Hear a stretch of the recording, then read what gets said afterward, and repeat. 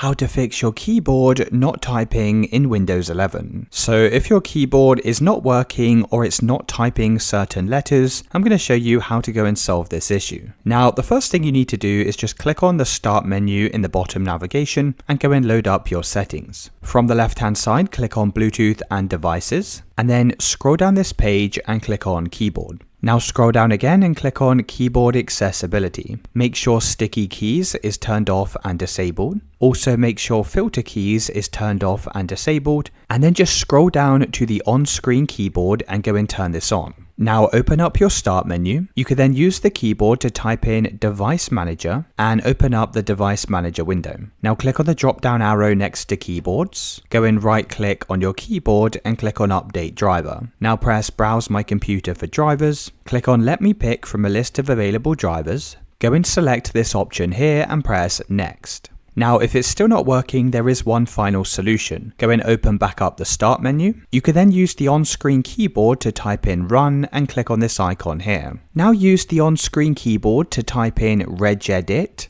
and then go and press OK. Now click on the drop-down arrow next to HKey Local Machine. Click on the drop-down arrow next to System. Click on the drop-down arrow next to Current Control Set. Click on Services. You can then scroll down this page, and you'll see a folder here called i8042. Go and click on this. You could then double click on this file called Start. Now change the value data to 1 and press OK. Once you've done this, you'll need to go and restart your computer and your keyboard should now be working.